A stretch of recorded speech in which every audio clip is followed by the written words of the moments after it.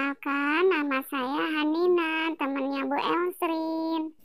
Pada kesempatan ini kita akan belajar tentang tema 1, selamatkan makhluk hidup. Subtema 2, hewan sahabatku, pembelajaran 1. Muatan pelajaran IPA, IPS, dan Bahasa Indonesia.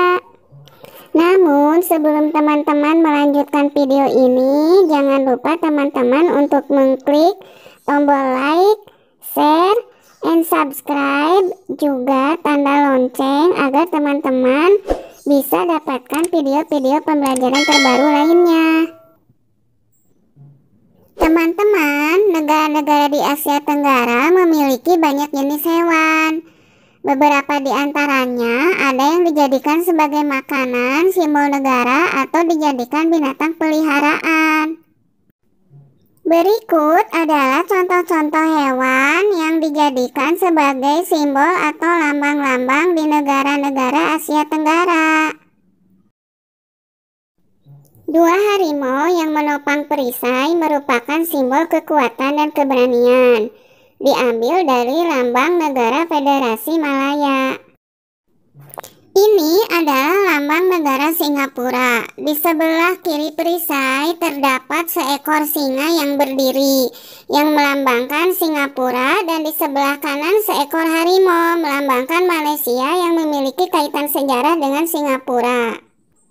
Berikut ini adalah lambang negara Myanmar yang menggunakan 2 ekor singa sebagai lambang negaranya. Selanjutnya, negara Filipina yang menggunakan burung elang dan singa sebagai lambang negaranya. Itulah contoh-contoh hewan yang dijadikan sebagai lambang suatu negara. Berdasarkan jenis makanannya, hewan dapat digolongkan menjadi 3. Pertama, opipar. Opipar adalah hewan yang berkembang biak dengan cara bertelur. Contohnya, ayam, burung, dan lain-lain. 2. Pipipar, yaitu hewan yang berkembang biak dengan cara beranak. Contohnya, sapi, kucing, dan lain-lain. Yang ketiga adalah opopipipar, yaitu hewan yang berkembang biak dengan cara bertelur sekaligus melahirkan. Contohnya adalah beberapa jenis hewan ular. Teman-teman, dapatkah kalian menggolongkan jenis-jenis hewan lainnya? Teman-teman, kondisi geografis di Asia Tenggara membantu penduduknya memanfaatkan hewan dalam kehidupan sehari-hari. Berbagai hewan ternak banyak dijual di dalam negeri, bahkan sampai ada yang mengekspornya. Teman-teman, kali ini saya akan membacakan kondisi geografis negara-negara di Asia Tenggara. Teman-teman juga bisa membaca di buku tema 1, Selamatkan Makhluk Hidup, halaman 67. Brunei Darussalam, negara ini terkenal dengan kekuatan sumber daya alam berupa minyak bumi dan gas alam. Brunei menjadi negara di Asia Tenggara yang memiliki pendapatan per kapita tertinggi karena gas alamnya.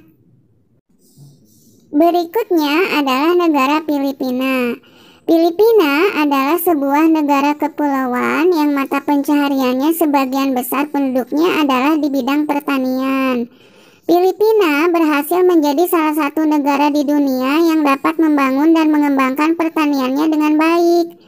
Beberapa produk unggulan hasil pertaniannya diekspor ke berbagai negara, seperti nanas, padi, kelapa, dan gula.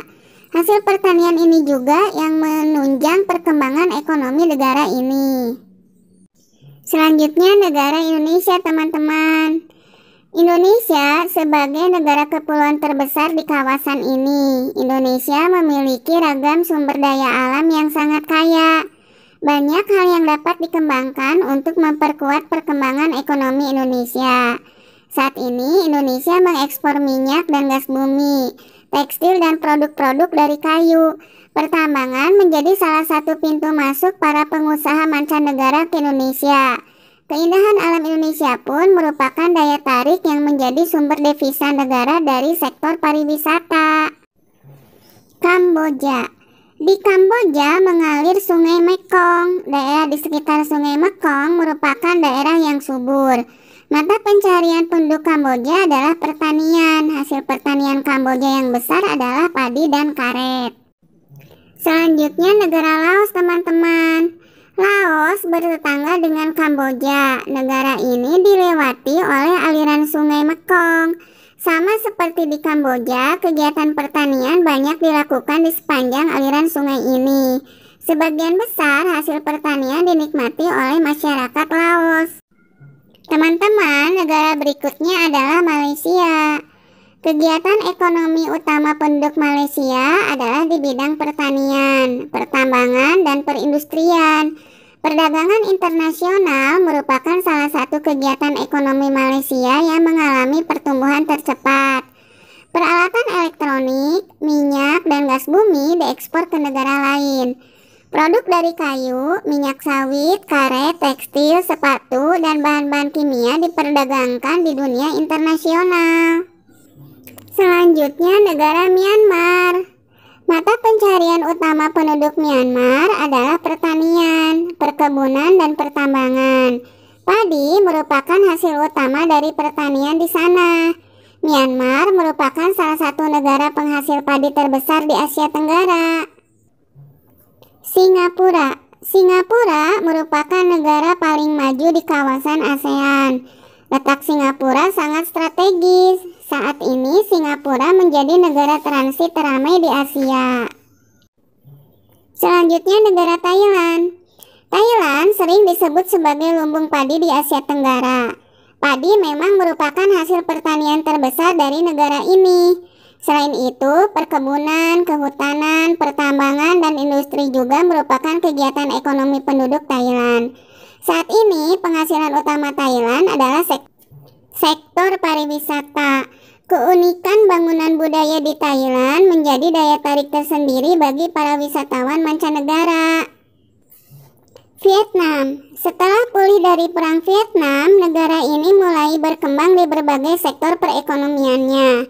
Pariwisata dan turisme mendukung perkembangan ekonomi. Bidang pendukung lainnya seperti usaha jasa di bidang perhotelan, restoran, serta transportasi juga turut berkembang pesat. Demikianlah kegiatan-kegiatan ekonomi di negara-negara Asia Tenggara. Teman-teman bisa membandingkan bagaimana kehidupan ekonomi dari tiap-tiap negara tersebut. Teman-teman, masihkah teman-teman ingat tentang ide pokok?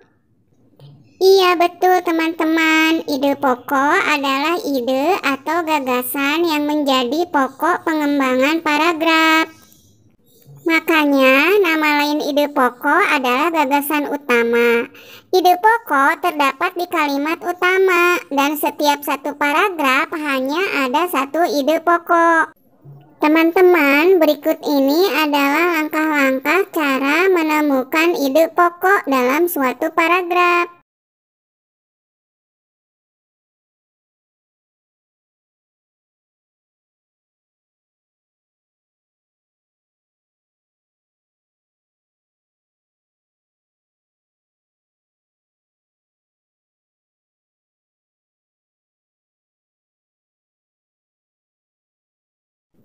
Demikianlah teman-teman pembelajaran kita hari ini. Teman-teman, buku sumber yang digunakan untuk video pembelajaran ini diambil dari buku kelas 6 tema 1 Selamatkan Makhluk Hidup Kurikulum 2013 edisi revisi 2018. Terima kasih.